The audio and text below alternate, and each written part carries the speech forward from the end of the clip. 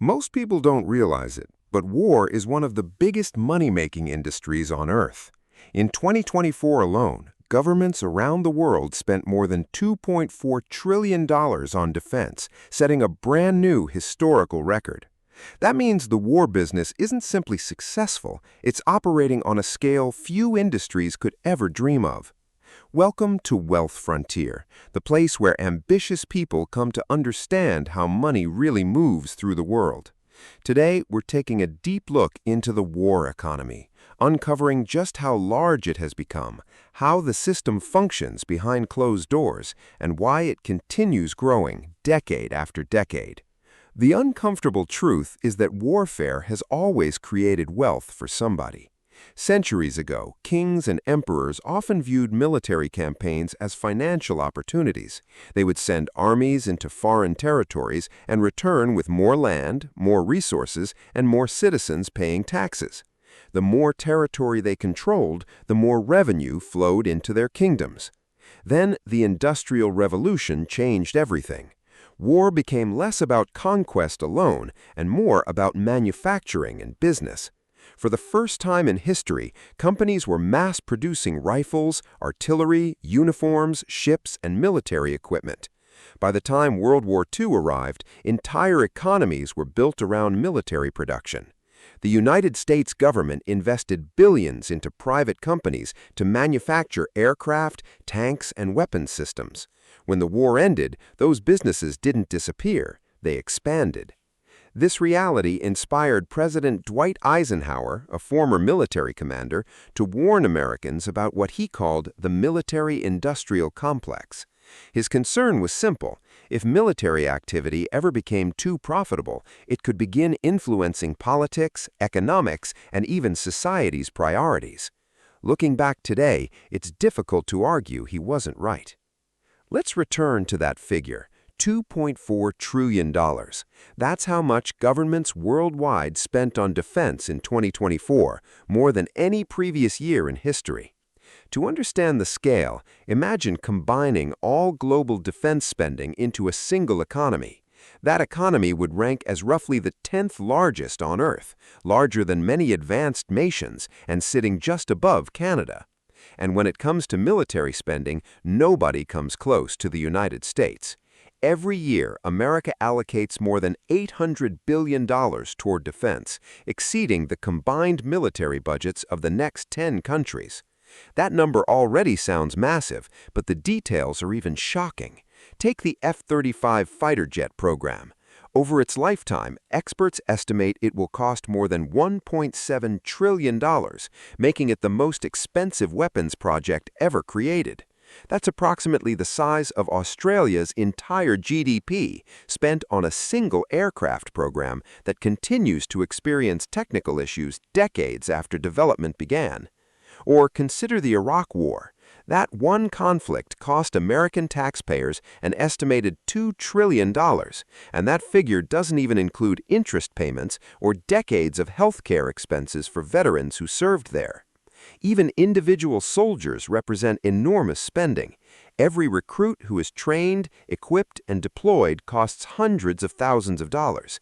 Their weapons, body armor, night vision systems, satellite communications, transportation, fuel, food, and even the meals they consume are purchased from private contractors, generating billions in revenue.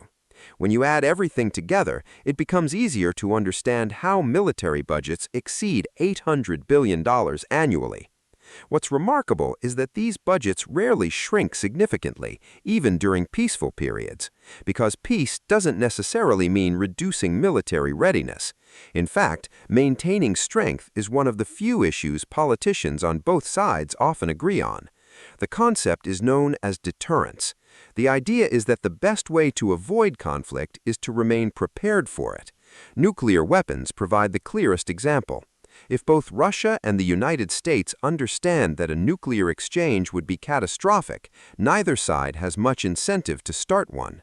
As a result, both nations built enough nuclear weapons to destroy civilization multiple times over. That same logic keeps military spending flowing whether active conflicts exist or not. And it's not limited to America. Nations known for stability and neutrality, including Japan, Sweden, and Switzerland, still spend billions every year maintaining military readiness. Because if they or their allies face a threat tomorrow, preparation can't be built overnight. For defense contractors, this creates a remarkably reliable business environment. Consider what happened when Russia invaded Ukraine in 2022.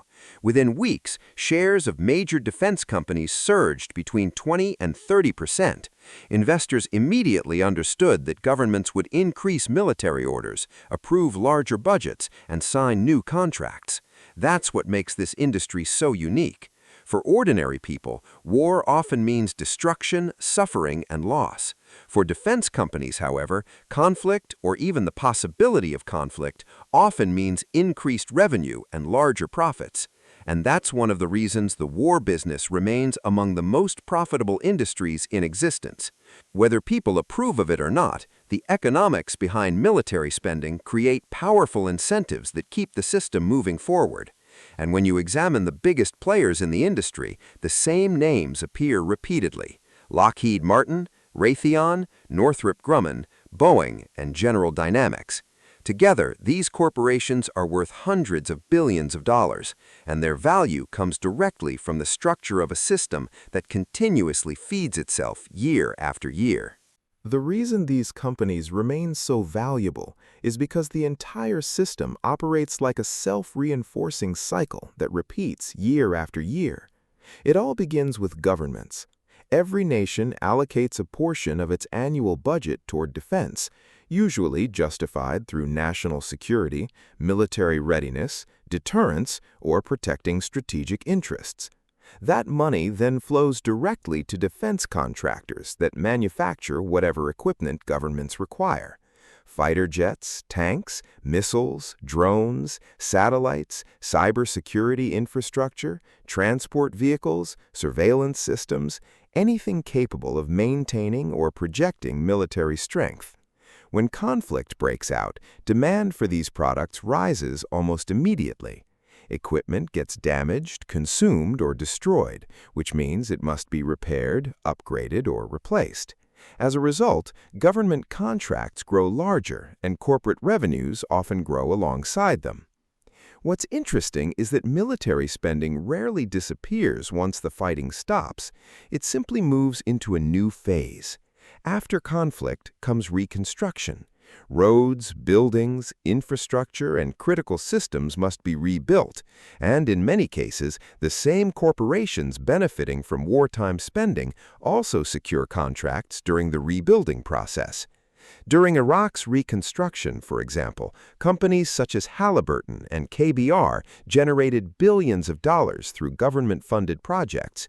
In a strange way, some businesses ended up profiting from rebuilding infrastructure connected to the same conflicts that helped create the destruction.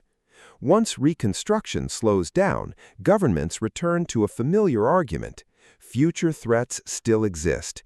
Military preparedness remains necessary. Defense budgets are renewed, additional funding is approved, and the cycle starts all over again. Governments allocate capital, contractors manufacture equipment, conflicts emerge, money circulates through the system, and everything resets under the banner of national security. That's essentially how the machine works. What's important to understand is that this ecosystem extends far beyond weapons. Almost every part of military activity creates business opportunities. Companies provide fuel, food supplies, uniforms, body armor, communication systems, software platforms, logistics networks, intelligence support, maintenance services, and even post-conflict cleanup operations. Everything from feeding troops to maintaining military bases carries a contract attached to it. Even military personnel can continue generating economic value long after their active service ends. Private military firms, security contractors, and intelligence organizations hire former soldiers for training, aviation support, consulting, security operations, and specialized services around the world. But the real reason the war economy generates such enormous profits isn't simply because the cycle continues. It's because the amounts of money involved are almost difficult to comprehend.